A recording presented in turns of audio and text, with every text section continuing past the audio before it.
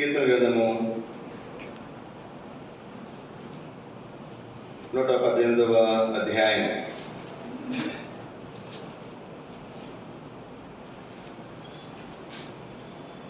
అందరం కలిసి 26వ వచనం చదువుకుందాం.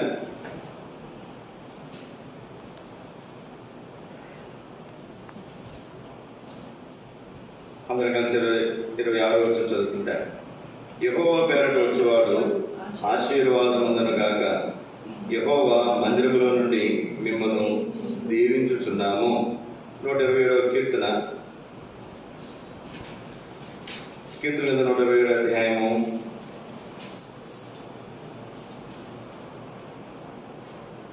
128వ అధ్యాయము 5వ వచనం అందరూ కలిసి చదువుకుందాం. లేకపోతే 134వ కీర్తన 3వ వచనం అందరూ కలిసి చదువుకుందాం.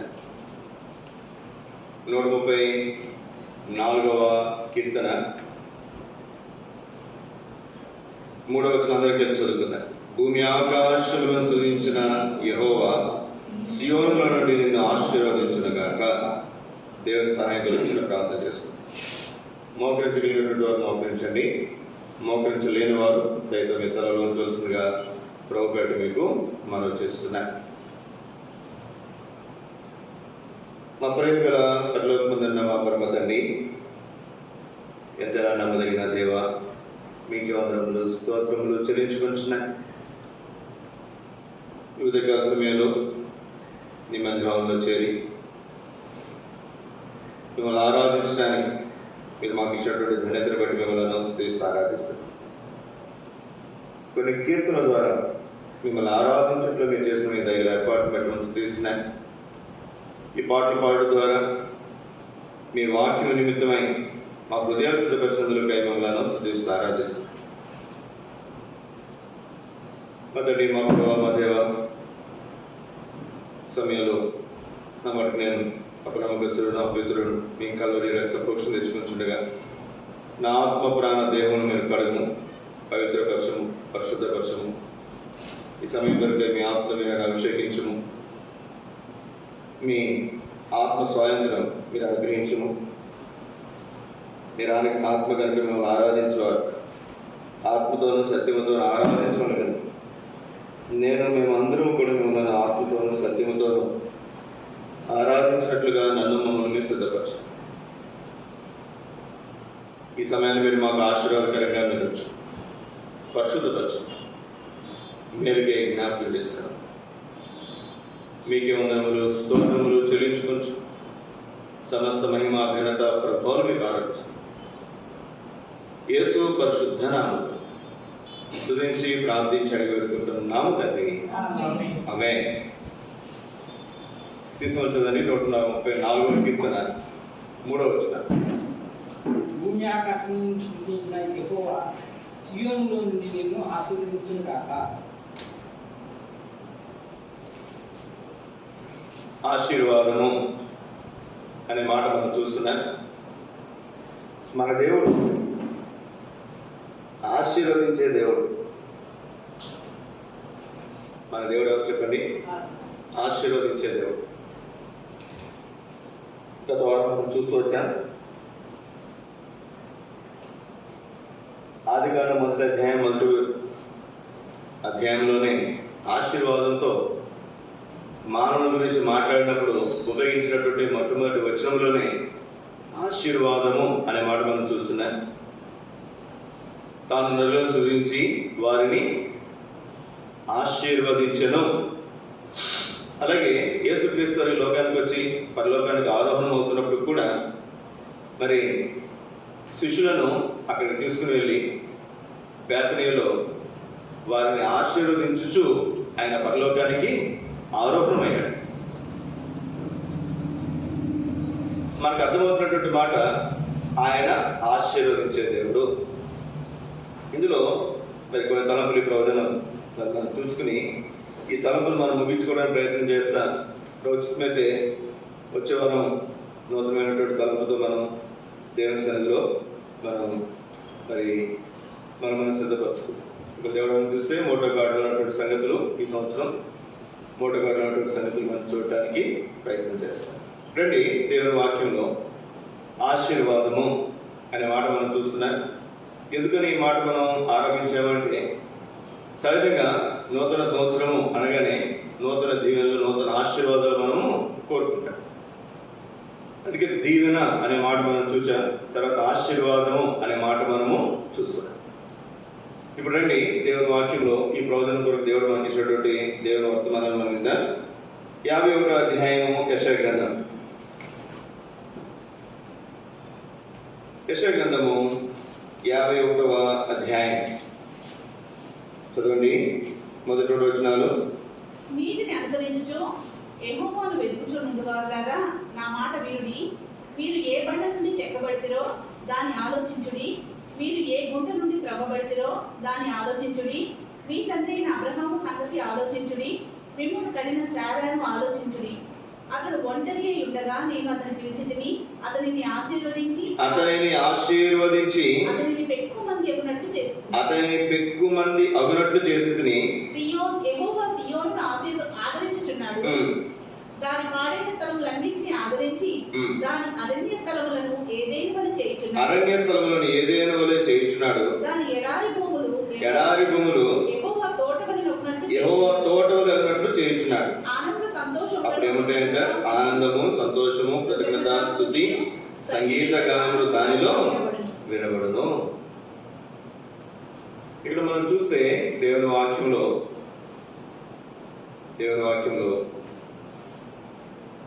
2వ వచనం 4వ లైన్, అతనిని ఆశీర్వదించి అతనిని పెక్కుమంది అగునట్లు చేసితిని. భూమి మీద అబ్రహాము జన్మించడానికి ముందే కొన్ని వేలలో లక్షల్లో జనాంగము భూమి మీద ఉంది. కానీ దేవుడు అబ్రహాంకి ఇచ్చినటువంటి శ్రేష్టమైనటువంటి ఆశీర్వాదము, అతన్ని దేవుడు ఆశీర్వదించాడంట, పెక్కుమంది అన్నట్లు చేశాడు. ఇప్పుడు ఇశ్రాయేల్ దేశం అది యాకోబు సంతానం, ఏషావు సంతానం కూడా ఉంది, తర్వాత ఇష్మాయేల్ సంతానం కూడా ఉంది. తర్వాత అబ్రహాం ఇంకొక స్త్రీని వివాహం చేసుకున్నాడు, తనకు కూడా కుమారుడు పుట్టాడు, ఆ సంతానం కూడా ఉంది. ఇప్పుడు ఎన్నో దేశాలు భూమి మీద ఉన్నాయి. అన్నిటిలో కూడా ఇప్పుడు మనకు గనక ఆలోచన చేస్తే మనమందరం కూడా నూతన నిబంధన ప్రకారం ఇశ్రాయేలు జనాంగం. ఎంతమంది క్రైస్తవులు ఉన్నారు భూమి మీద అంటే, నేను అనుకుంటాను సగం కంటే ఎక్కువ మంది భూమి మీద క్రైస్తవులు ఉన్నారు. క్రైస్తవులు కావచ్చు, యెహోవా సాక్షులు కావచ్చు, ఆర్సీమోలు కావచ్చు, ఎవరైనా బైబిల్ని నమ్మేవారు ప్రపంచంలో సగం మంది కంటే ఎక్కువ. ఇంతమంది ఎవరి సంతానంగా పిలువబడుతున్నారు? ఇప్పుడు అబ్రహాం సంతానముగా, లేకపోతే ఇశ్రాయేలు జనాంగముగా, నూతన నిబంధన సంబంధమైనటువంటి ఇశ్రాయేలు జనాంగంగా పిలువబడుతున్నారు. ఇప్పుడు రండి, ఒక మాట మనం చూస్తే, అతనిని ఆశీర్వదించి, ఎప్పుడు ఆశీర్వదించాడంట? ఎప్పుడండి? అతడు పుట్టినప్పుడు ఆశీర్వదించబడలేదు, అతడు పెరిగినప్పుడు ఆశీర్వదించబడలేదు. కానీ ఎప్పుడంటే చూడండి, మొదటి వచనం, నీతిని అనుసరించుచు యెహోవాను వెతుకుచూ ఉండువారు నా మాట వినడి. మీరు ఏ బండ నుండి చెక్కబడితిరో దానిని ఆలోచించు.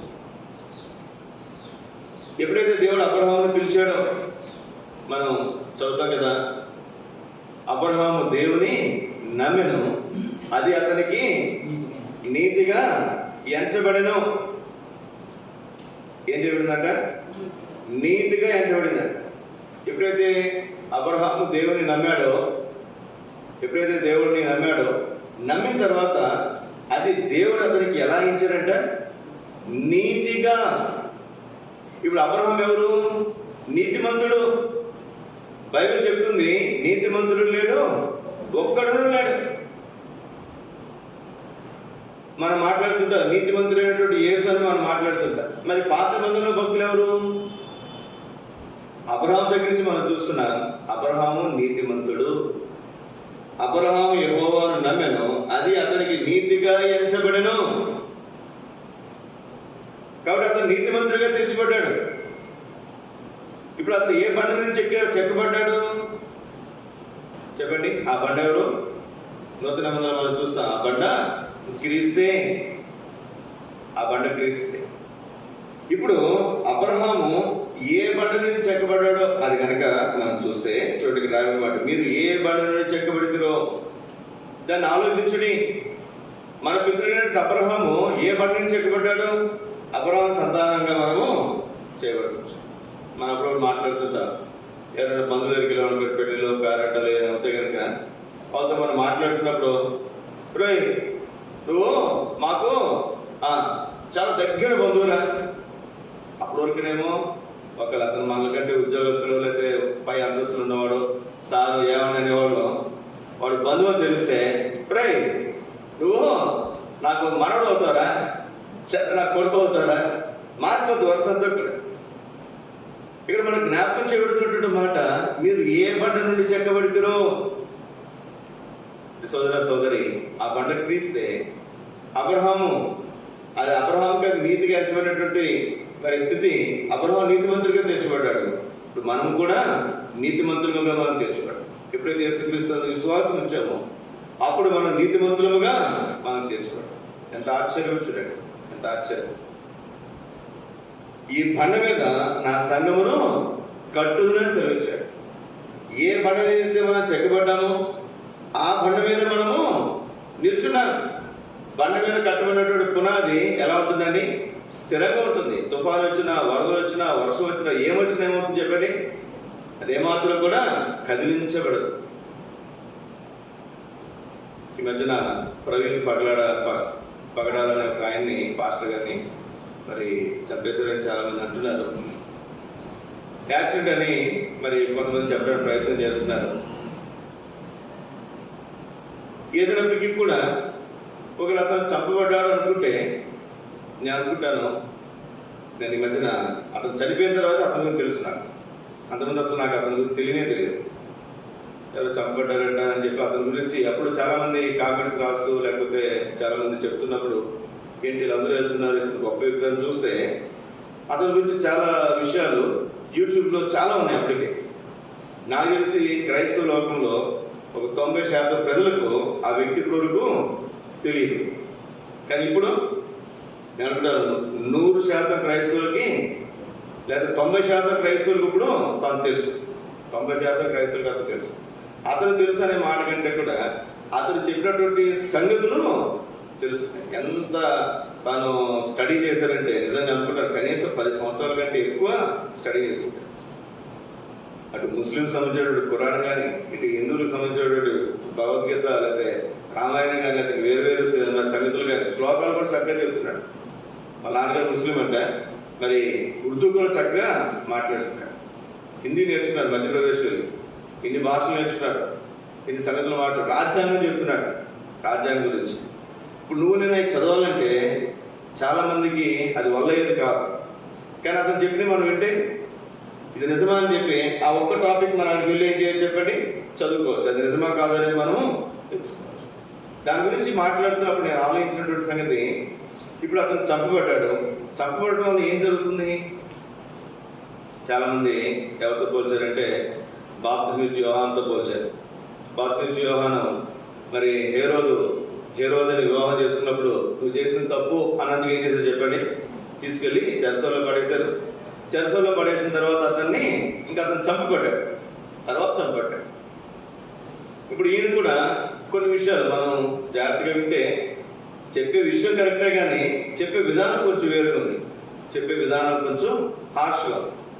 కొన్ని విషయాలు మరి సీత గురించి కానీ లేదా వేరే గురించి కానీ కొన్ని మరి విషయాలు మాట్లాడినప్పుడు అతను ఒకవేళ చంపబడ్డాడు అనుకుందా. నేను ఆలోచన చేస్తూ వచ్చాను. ఇప్పుడు బాప్తిస్మిచ్చు యోహాను చంపబడితేనే లేకపోతే చెరసాలలో వేయబడితేనే యేసుక్రీస్తు వారు బయటికి వచ్చారు. అప్పుడు యేసుక్రీస్తు వారు ఉన్నారు లేదా? ఉన్నారు. యేసుక్రీస్తు వారు ఉన్నారు. యేసుక్రీస్తు వారికి యోహానికి ఎంత వయసు తేడా చెప్పండి? 6 నెలలు, 6 మాసాలు.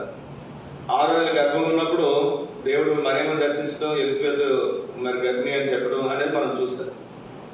మరి యేసుక్రీస్తు వారు యోహాను కంటే 6 నెలలే చిన్నవాడు. కానీ పరిచర్యలో ముందున్నది ఎవరు? బాప్తిస్మం ఇచ్చే యోహాను. యేసుక్రీస్తు వారు పరిచర్య ఆరంభించింది ఎప్పుడు? 30 సంవత్సరాల వయసులో. అంటే 30 సంవత్సరాలకు ముందే బాప్తిస్మం ఇచ్చే యోహాను చక్కగా పరిచర్యలు ఉన్నాడు. చాలా ఆశ్చర్యం. నేను అనుకుంటాను బాప్తిస్మం ఇచ్చే యోహానికి ఒక 4 సంవత్సరాలు ఎక్కువ పరిచర్య చేశారు అనుకోండి. ఈ 4 సంవత్సరాలు కూడా బహుశా యేసుక్రీస్తు వారు మరుగులో ఉండేవాడు. ఇప్పుడు యేసుక్రీస్తు వారు పరిచర్య ఎప్పుడు ఆరంభించాడు? చూడండి, ఒక మాట మీకు జ్ఞాపకం చేస్తాను నేను. మార్క్స్ వార్త 1వ అధ్యాయం 14 వచనం. యోహాను చెరపట్టబడిన తరువాత యేసు, కాలం సంపూర్ణమైనది, దేవుని రాజ్యం సమీపించినది, మారు మనసు పొంది సువార్త నమ్మడని చెప్పుచు దేవుని సువార్త ప్రకటించు గలిలయకు వచ్చెను. ఎప్పుడంటే ఆయన సువార్త ప్రకటించి మొదలుపెట్టింది? యోహాను చెరపట్టబడిన తర్వాత. యోహాను చెరపట్టబడిన తర్వాత యేసుక్రీస్తు వారు ఏం స్టార్ట్ చేశారండి? తన పరిచర్యను స్టార్ట్ చేశారు. ఇప్పుడు మీరు జాగ్రత్తగా ఆలోచించేయండి. మరి చెప్పొచ్చు చెప్పకూడదు. యేసుక్రీస్తు వారి పరిచర్య ఆరంభించాలి అంటే యోహాను చెరలోనికి వెళ్ళాల్సి. యోహాను చెరలోనికి వెళ్ళుట మంచిదా కాదా? యేసుక్రీస్తు వారు బయటికి రావాలంటే మంచిదే. అందుకే ఒక మాట యేసుక్రీస్తు వారు అంటారు, నేను వెళ్ళని యెడల ఆదరణకర్త మీ వద్దకు రాడు, కాబట్టి నేను వెళ్ళుట మంచిది. ఎంత ఆశ్చర్యం! నేను వెళ్ళుట మంచిది. ఏంటి అంటే యేసుక్రీస్తు వారు పరలోకానికి ఆరోహణ వెళ్ళుట ద్వారా భూమి మీదకి ఎవరు వస్తారు చెప్పండి? ఆదరణకర్త పరిశుద్ధాత్మ దేవుడు వస్తాడు. ఈ బాప్తిస్మం యోహాను చెరసాల్లోకి వెళ్తేనే యేసుక్రీస్తు వారు బయటకు వచ్చారు పరిచర్యలో. యేసుక్రీస్తు వారు పరలోకానికి ఆరోహణమైన తర్వాతనే పరిశుద్ధాత్మ దేవుడు భూమి మీదకి వచ్చాడు. బాప్తిస్మం యోహాను కంటే కూడా యేసుక్రీస్తు వారు చేసిన పరిచర్య అమోఘమైనటువంటిది, అసమానమైనటువంటిది. అయితే ఆ పరిచర్య యేసుక్రీస్తు వారు శరీరధారిగా ఉంటే కొనసాగించే దానికంటే కూడా ఆత్మస్వరూపుగా ఉంటేనే ఇంకా ఎక్కువైనటువంటి కార్యం ఆయన చేయగలరు. ఇక్కడ మనం గమనించాల్సిన ప్రాముఖ్యమైనటువంటి సంగతి, మీరు ఏ బండ నుంచి చెక్కబెడతారో. సోదర సోదరి, మనము క్రీస్తు అనే బండ నుండి చెక్క. ఆయన అంటాడు కదా, నాకంటే మీరు గొప్ప కార్యములు చేయగలరు. యేసుక్రీస్తు వారి కంటే కూడా శిష్యులు కొంతమంది ఇంకా గొప్ప కార్యాలు చేశారు. వారికంటే కూడా వారి తర్వాత వచ్చినటువంటి వారు ఇంకా గొప్ప కార్యాలు చేశారు. యేసుక్రీస్తు వారు శిష్యులు మిగిలిన వాళ్ళు చేసిన కార్యముల కంటే కూడా ఇప్పుడున్నటువంటి దేవుని బిడ్డల ద్వారా ఇంకా గొప్ప కార్యాలు జరుగుతున్నాయి కూడా. మనం గమనించాల్సిన ప్రాముఖ్యమైనటువంటి సంగతి, మొట్టమొదటిగా దేవుని ఆశీర్వాదం అబ్రహాముకు ఉన్నట్లే క్రీస్తు అనే బండ నుండి చెక్కబడినటువంటి నీకు నాకు దేవుని ఆశీర్వాదాలు సమృద్ధిగా రండి. కొంచెం ముందుకెళ్తాను. ఇక్కడ ఒక మాట మరి మీకు జ్ఞాపకం చేస్తాను. నేను ఇంతకుముందు మనం చదువుకున్నాం, ఒక మాట మీకు జ్ఞాపకం చేస్తాను. అది ఎఫెసీయులకు రాసిన పత్రిక 1వ అధ్యాయం 3వ వచనం. గత వారం మనం చూసినట్టు జ్ఞాపకం నాకు. ఆయన ఒక్క మాట మనం చదువుకుందాం. ఎఫెసీ 3:1-3. మన ప్రభువైన యేసుక్రీస్తు యొక్క తండ్రి యొక్క దేవుడు స్తుతింపబడును గాక. ఆయన క్రీస్తునందు పరలోక విషయములో ఆత్మ సంబంధమైన ప్రతి ఆశీర్వాదమును మనకు అనుగ్రహించెను. ఏ బండ నుంచి చెక్కబడ్డాము, ఏ గుట్ట నుంచి తీయబడ్డాము, ఇది మీకు అర్థం కావాలంటే సైన్స్ 9వ తరగతి 10వ తరగతి చదివేటప్పుడు అంటు కట్టడం అనే మాట అక్కడ నేర్పుతారు. అంటు కట్టేటప్పుడు ఏం చేస్తారు చెప్పండి? వేరే చెట్టుది మొక్కేదో తీసుకుని వచ్చి దీని కాండంలో సగం కట్టేసి దాని కాండంలో సగం కట్టేసి దాంట్లో నీటి కలిపి కట్టేస్తే కొన్ని రోజుల తర్వాత చూస్తే అది దాని ముందు ఉన్నటువంటి స్వభావం పోతుంది. ఇప్పుడు ఎక్కడైతే అంటు కట్టబడిందో దాని స్వభావం దీనికి వస్తుంది. పుల్ల మామిడికాయ అనుకున్నాడు, తీపి మామిడికాయ తీసుకొచ్చి అంటు కట్టామనుకున్నాడు, ఆ పుల్లపు స్వభావం పోతుంది, తీపి స్వభావం వస్తుంది. అలాగే ఇప్పుడు మనం ఎక్కడ అంటు కట్టబడ్డామో, ఏ బండ నుండి చెక్కబడ్డామో, మనం ఎవరు? పాపం చేయవాడు పాపమునకు వచ్చు జీతము నరకము, మరణానికి మనం పాత్రలు, శాపానికి పాత్రలు, నిత్య నాశనానికి పాత్రలు. అయితే ఇప్పుడు మనం దేనికి పాత్రలు చెప్పండి? ఆశీర్వాదములకు పాత్ర. ఆశీర్వాదము పొందటానికి మనం పిలువబడినటువంటి వాడు. సోదర సోదరి, ఉదయకాల సమయంలో దేవుడు క్రీస్తునందు ఏ బండనైతే మనం చెక్కబడ్డామో ఆయన ఆశీర్వాద కారకుడు, ఆయన ఆశీర్వదించే దేవుడు. ఆ బండ నుండి మనం చెక్కబడ్డాం కనుక మనం కూడా ఆశీర్వదించబడినటువంటి జనాంగము. ఇది మొదటిగా మీకు జ్ఞాపకం చేస్తున్నాను. రెండో తలంపు రండి, సామెతల గ్రంథం 10వ అధ్యాయం. సామెతల గ్రంథం 10వ అధ్యాయము 6వ వచనం. నీతిమంతుని తల మీదకి ఆశీర్వాదములు వచ్చును. నీతిమంతుని తల మీదకి ఏమొస్తుందంటే ఆశీర్వాదం వస్తుంది. ఆశీర్వాదం అనే మాట మనం చూస్తే ఎవరి తల మీదకి వస్తాయంటే నీతిమంతుని తల మీద. బలాత్కారము భక్తిహీనుని నోరు మూసిది. నీతిమంతుని తల మీదకు ఆశీర్వాదం వచ్చింది. ఆశీర్వాదం ఏం చేస్తుంది? ఒక మాట ఇక్కడే 22వ వచనం. యెహోవా ఆశీర్వాదము ఐశ్వర్యమిచ్చును, నరుల కష్టం చేత ఆ ఆశీర్వాదం ఎక్కువ కాదు. యెహోవా ఆశీర్వాదము నీతిమంతుల తల మీదకి వస్తే ఈ ఆశీర్వాదం ఏమిస్తుందంట? ఐశ్వర్యం ఇస్తుంది. ఐశ్వర్యంలో చాలా సంగతులు ఉంటాయి, అందులో డబ్బు ఒకటి. ఐశ్వర్యం అనగానే డబ్బు మాత్రమే కాదండి, వాళ్ళు ఐశ్వర్యవంతులు అంటారు. వాళ్ళు ఐశ్వర్యవంతులు. ఐశ్వర్యం ఏంటి? ఎందులైతే మనం ఎక్కువ ఉంటుందో, డబ్బు ఎక్కువ ఉంటే డబ్బులో మన ఐశ్వర్యం. ఇంకో సంగతి జ్ఞానం ఉంటే జ్ఞానంలో మన ఐశ్వర్యం. అట్లా ఇక్కడ యెహోవా ఆశీర్వాదము నీతిమంతుని తల మీద ఉంటే ఈ ఆశీర్వాదం మనకి ఏం కలగజేస్తుంది అంటే, ఏం కలగజేస్తుందంటే ఐశ్వర్యాన్ని కలగజేస్తుంది. ఇంకొంచెం మనం ముందుకెళ్తే ఇక్కడే సమూయేలు మొదటి గ్రంథం 2వ అధ్యాయం. సమూయేలు మొదటి గ్రంథం 2వ అధ్యాయము చదవండి 7వ వచనం. యెహోవా దారిద్ర్యమును ఐశ్వర్యమును కలగజేయువాడు, కృంగజేయువాడు లేవనెత్తువాడు ఆయనే. ఇక్కడ మనం చూస్తే యెహోవా దారిద్ర్యమును కలగజేసేవాడు ఆయనే, ఐశ్వర్యమును కలగజేయవాడు కూడా. ఎవరైతే దేవుడు నీతిమంతులుగా తీర్చాడో ఆ నీతిమంతుల తల మీదకి ఏమొస్తుందంట? ఐశ్వర్యం వస్తుంది. ఈ ఐశ్వర్యము ఎవరిస్తారంట? యెహోవా ఐశ్వర్యమును కలగజేయవాడు. ఈ సోదర సోదరి, నువ్వు నేను ఎవరమైనప్పటికీ కూడా, ఏ స్థితిలో ఉన్నప్పటికీ కూడా మనం నీతిమంతులుగా ఉంటే మన తల మీదకి ఏమొస్తుందండి? దేవుని ఆశీర్వాదం వస్తుంది. ఈ ఆశీర్వాదం మనకి ఏం అనుగ్రహిస్తుంది అంటే ఐశ్వర్యాన్ని అనుగ్రహిస్తుంది. ఐశ్వర్యాన్ని అనుగ్రహిస్తుంది.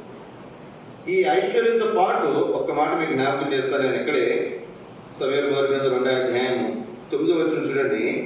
తన భక్తుల పాదములు త్రొట్టిల్లకుండా చాలండి, ఆయన వారిని కాపాడును.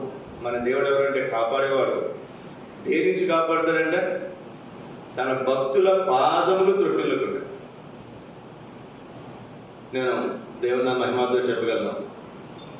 నేను కూడా మరి ఈ లోకంలో జీవిస్తుండగా రక్షించబడడానికి ముందు, రక్షించబడిన తర్వాత కూడా కొన్ని బలహీనతలు నా జీవితంలో చాలా ఉన్నాయి. రక్షించబడిన తర్వాత చాలా విషయాలు దేవుడు భద్రపరిచాడు. బాప్తిజం తీసుకున్న తర్వాత ఇంకా భద్రపరిచాడు. సేవలోకి వచ్చిన తర్వాత నేను అనుకుంటే చెప్పగలను, మరి చాలా చాలా చాలా వరకు దేవుళ్ళను భద్రపరిచాడు. తన భక్తుల పాదములు త్రొట్టిల్లకుండా యెహోవా వారిని కాపాడును. సోదర సోదరి, ఈ ఉదయకాల సమయంలో నువ్వు నేను త్రొట్టిల్లకుండా మనం స్థిరంగా నిలబడుతున్నామంటే మనం చెక్కబడిన దగ్గర నుంచి ఈ బండ నుండి, ఈ బండ మీద మన పాదములు దేవుడు స్థిరపరిచాడు కనుక మనం త్రొట్టిల్లకుండా చక్కగా స్థిరముగా మనం అందుని బట్టి మనం ప్రభుని స్తుతించి ఆరాధించే వారంగా మనం ఉండాలి. ఇంకొక మాట ద్వితీయోపదేశకాండం 8వ అధ్యాయం 17వ వచనం. ద్వితీయోపదేశకాండం 8వ అధ్యాయం 17వ వచనం, మన్నించండి 18వ వచనం. కాగా నీ దేవుడిని యెహోవాను జ్ఞాపకం చేసుకొనవలెను. ఏలైనగా తాను నీ పితరులతో ప్రమాణం చేసినట్లు తన నిబంధనను నేటి వలె స్థాపింపవలెనని మీరు భాగ్యము సంపాదించుకొనుటకై మీకు సామర్థ్యం కలగజేయువాడు ఆయనే. మీకు సామర్థ్యము కలగజేయవాడు ఆయనే. ఎంత ఆశ్చర్యం చూడండి. మీకు భాగ్యము కలుగు నిమిత్తం, మీకు భాగ్యము, మీరు భాగ్యము సంపాదించుకున్నట్టుకే. కొంతమంది లోపల పేర్లు పెట్టుకుంటారు భాగ్యం, కానీ నిజంగా వాళ్ళు భాగ్యవంతులు కాదు. నిజంగా భాగ్యవంతులు కాదు. ఈ లోకంలో కొన్ని పదాలు చాలా ప్రాముఖ్యమైనటువంటి, వాళ్ళు బాగా డబ్బున్నవాడు అని చెప్పేదానికంటే వారు బాగా ఐశ్వర్యవంతులండి అని చెప్పేది చాలా గౌరవంతో ఉన్నటువంటి మాట, విలువైనటువంటి మాట. వారు చాలా భాగ్యవంతులండి. బైబిల్లో ఒక భాగ్యవంతుడున్నాడు. ఎవరు చెప్పాడు అతను?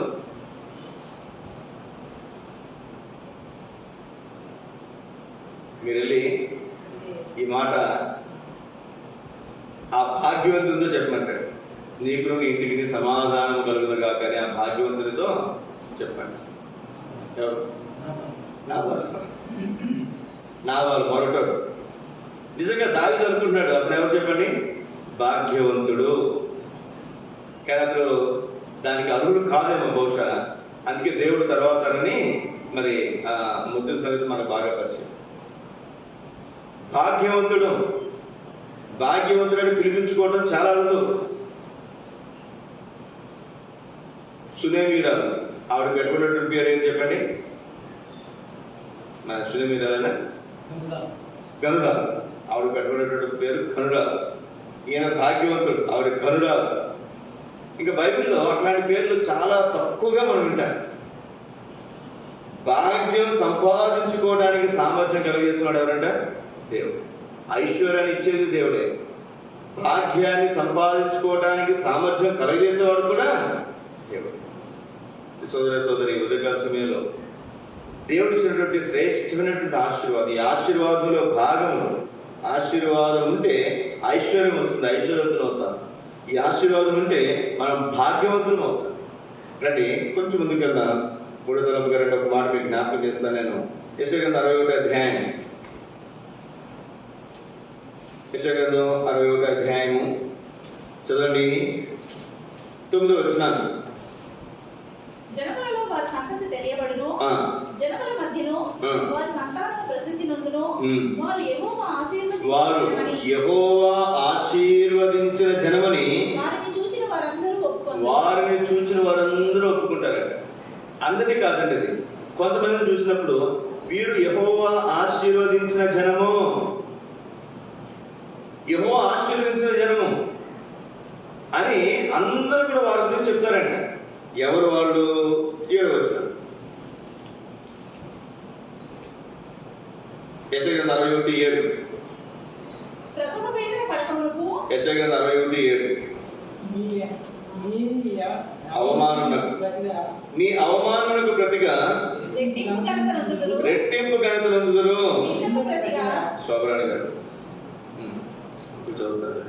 చదవండి. నిందకు ప్రతిగా తాము పొందిన భాగమును అనుభవించి వారు సంతోషింతురు. వారు తమ దేశంలో రెట్టింపు భాగమునకు కర్తలగుదురు. నిత్యానందము వారికి ఉండదు. ఎంత అద్భుతమైనటువంటి మాట చూడండి దేవుని వాక్యంలో. మీ అవమానములకు ప్రతిగా రెట్టింపు ఘనత. ఈ సోదర సోదరి, ఈ లోకంలో కొన్నిసార్లు మనకు నిందలు అవమానాలు వస్తాయి. వస్తే రావు చెప్పాడు, నేను తప్పు చేశాను, నన్ను అన్నారు మాట, అది నింద అవుతా? కాదు. నేను తప్పు చేయకుండా అంటే అది నింద. నేనేమీ చేయకుండా నన్ను అవమానిస్తే అది అవమానం, అది అవమానం. పిల్లలు కూడా చూడండి, వాళ్ళు తప్పు చేశారు, కొట్టండి, వాళ్ళు ఏం మాట్లాడు, గమ్ముకుంటారు. తప్పు చేయకుండా కొట్టండి, వాళ్ళు ఊరికనే కళ్ళని నీళ్ళు చేస్తారు. ఎందుకని వాళ్ళు తెలుసు వాళ్ళు తప్పు చేయలేదు సంగతి. దాన్ని బట్టి మనకు అర్థమవుతుంది, వీడు తప్పు చేశాడా చేయలేదా సంగతి మనకి ఇట్టే అర్థమవుతుంది. ఇక్కడ మనకు రాయి ఉన్నటువంటి మాట, మీ అవమానకు ప్రతిగా రెట్టింపు ఘనత, నిందకు ప్రతిగా తాము పొందిన భాగమును అనుభవిస్తారు. అప్పుడు చూసిన వాళ్ళందరూ చెప్తారంట, వీరెవరు? యెహోవా ఆశీర్వదించిన జనము. సోదర సోదరి, మన జీవితాల్లో నింద, అవమానం, వీటి కూడా మనం వెళ్తున్నప్పుడు గత వారం కూడా దేవుడు జ్ఞాపకం చేస్తూ వచ్చాడు. స్త్రీలలో నీవు ఆశీర్వదించబడిన దానవు అని ఎవరి గురించి చెప్పబడింది? మరియమ్మ గురించి చెప్పాడు. ఎప్పుడు వచ్చింది ఆశీర్వాదము?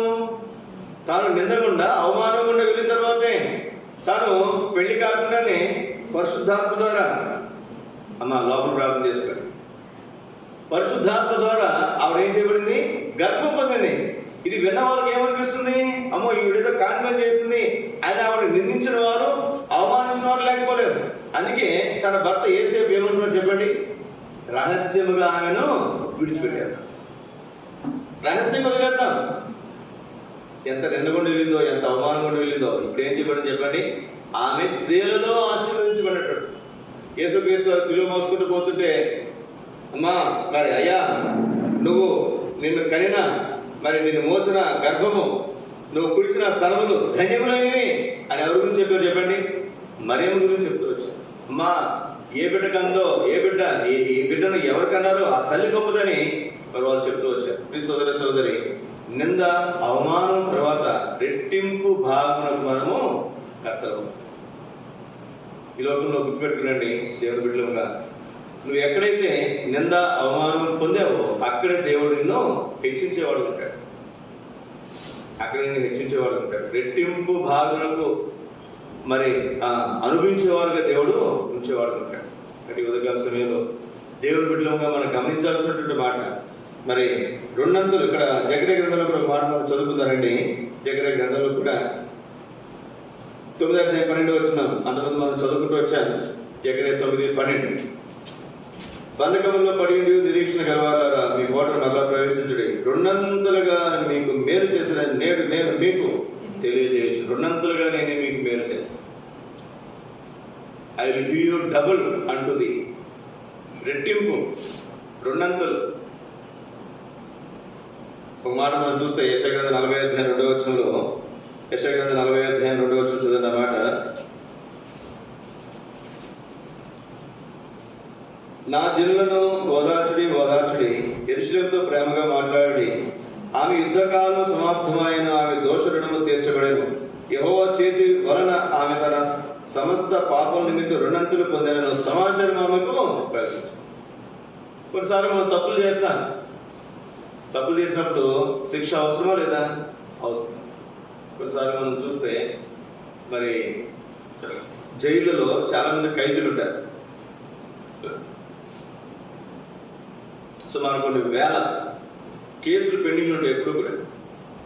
ఈలోపు డబ్బున్నవాడు, అధికారం ఉన్నటువంటి వాడి కేసులు వస్తాయి, ముందు హీరింగ్ వచ్చేస్తాయి కోర్టులో, వాడు తీర్పు వచ్చేస్తే వాళ్ళు వెళ్ళిపోతారు.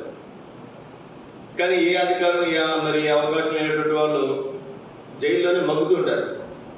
కొంతమంది ఎలా ఉంటాయంటే ఖైదీలు విచిత్రంగా ఉంటాయి. వాడు చేసిన తప్పుకి 2 సంవత్సరాలు జైలు శిక్ష అనుభవించాలనుకున్నాండి. అప్పటికి వాడు జైల్లోనే 4 సంవత్సరాలు అవుతారు. అప్పటికి 4 సంవత్సరాలు జైల్లో ఉన్నాడు. కానీ వాడు చేసిన తప్పుకి ఎంత పడాలి శిక్ష? 2 సంవత్సరాలే పడాలి. అప్పుడు వెంటనే ఏం చేస్తారు చెప్పండి? తీర్పు తీర్చిన తర్వాత 2 సంవత్సరాలు పెడతారా? లేదు. ఇప్పటికే 2 సంవత్సరాలు ఎక్కువ అయిపోయింది. వెంటనే అతను ఏం చేస్తారు చెప్పండి? విడిది. ఇక్కడ మనం అదే మాట చూస్తున్నా. చూడండి, అక్కడ రాగినటువంటి మాట, యెహోవా చేతి వలన ఆమె తన సమస్త పాపం నిమిత్తం రెండంతలు పొందెను. అమ్మా నువ్వు చేసిన తప్పుకి రావాల్సిన శిక్ష కంటే రెట్టింపు నువ్వు శిక్షను అనుభవించు. నీ యుద్ధకాలం సమాప్తమైంది. ఏదైనా పోరాటాలు గుండా వెళ్తున్నావా? ఏదైనా ఇబ్బందులు గుండా, కష్టాలు గుండా, శ్రమల గుండా వెళ్తున్నావా? దేవుడు అంటాడు నీ యుద్ధకాలము సమాప్తమైనది. ఇంక యుద్ధాలు లేవు, ఇంకా పోరాటాలు లేవు, ఇంకా మరి ఇబ్బంది పడుతున్నటువంటి పరిస్థితులు ఉండవు. ప్రియ సోదర సోదరి, దేవుడు ఇచ్చినటువంటి మాట, రెండంతలుగా దేవుడు మనను మేలు చేసేవాడు, ఆశీర్వదించే దేవుడు. ఇంకోటి మనం ముందుకెళ్తే 4 తలుపుగా రండి. దేవుని వాక్యంలో సామెతల 3:33 వచ్చినాను. సామెతల 3:33 వచ్చినాను. భక్తి నీటి మీదకి యెహోవా శాపం వచ్చును, నీతిమంతుల నివాస స్థలమును ఆయన ఆశీర్వదించును. తీసావా? 3:3 3:33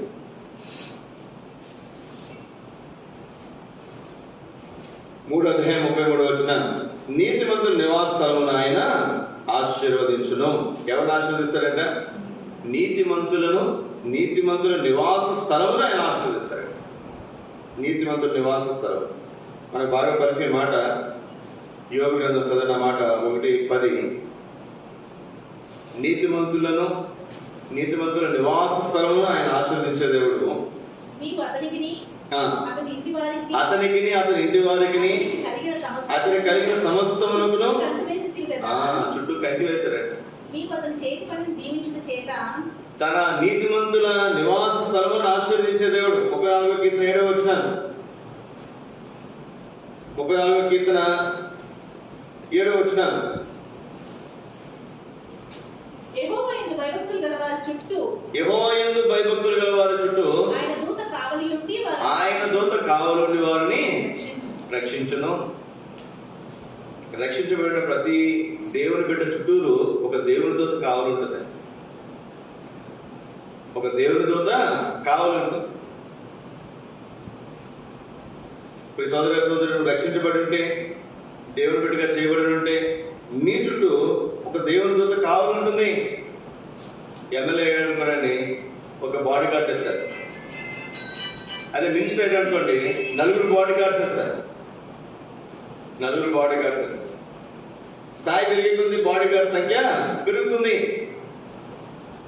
సోదరి ఈ ఉదయకాల సమయంలో మనం గమనించాల్సిన ప్రాముఖ్యమైనటువంటి సంగతి, దేవుడు నీతిమంతుల నివాస స్థలాన్ని ఆశీర్వదించే దేవుడు. నీతిమంతుల చుట్టూ తన దూతను కావలించే దేవుడు. నీతిమంతుల చుట్టూ, తన బిడ్డల చుట్టూ, తన కుటుంబం చుట్టూ, తన ఇంటికి, తన కలిగిన సమస్తం చుట్టూలో దేవుడు కంచి వేసే దేవుడు. చివరికి తల మీకు జ్ఞాపకం చేస్తాను నేను. కీర్తన గ్రంథం 21వ అధ్యాయం. కీర్తన 21వ అధ్యాయము మొదటి 3 వచనాలు చదవండి. యెహోవా రాజు నీ బలమును బట్టి సంతోషించుచున్నాడు. నీ రక్షణను బట్టి అతడు ఎంతో హర్షించుచున్నాడు. అతని మనోభిష్టము నీవు సఫలం చేయుచున్నావు. అతని పెదవులలో నుండి వచ్చిన ప్రార్థన నీవు మానక అంగీకరించుచున్నావు. శ్రేయస్కరమైన ఆశీర్వాదములతో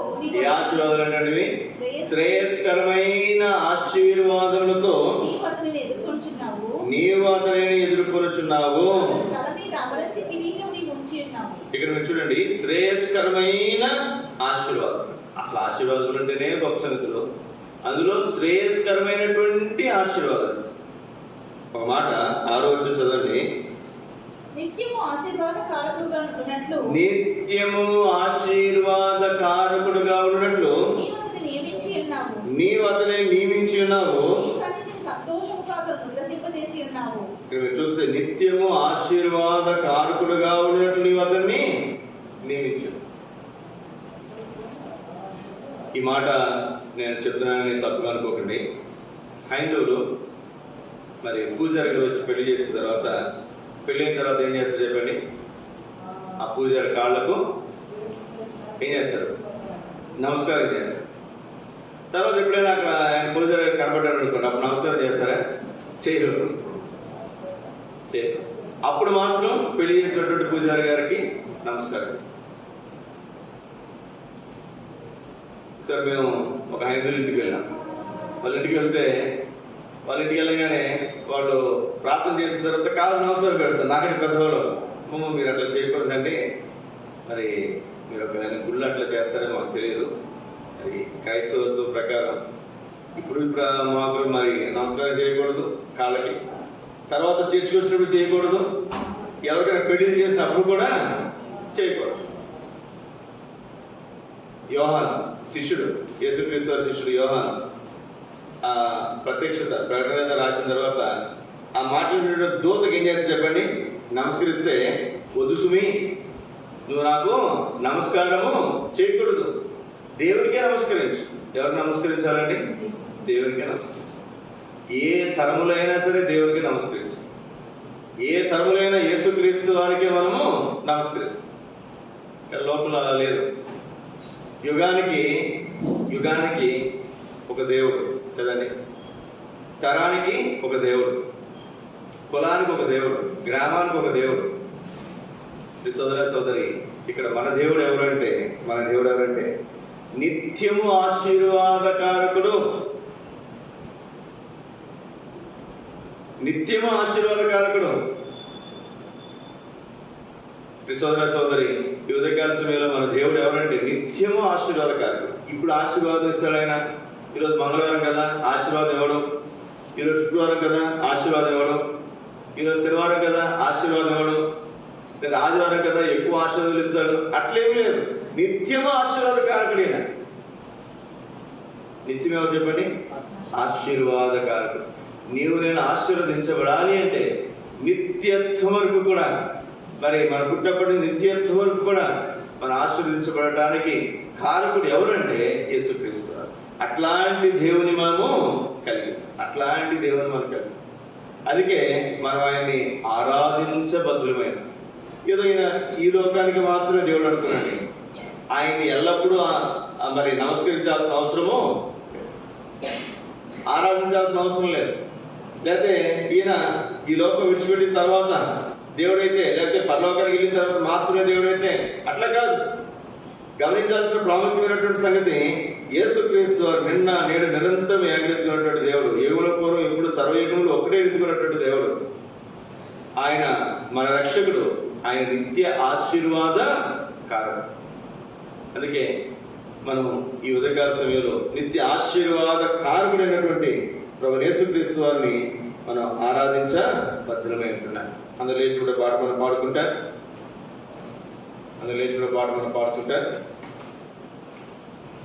అంకుల్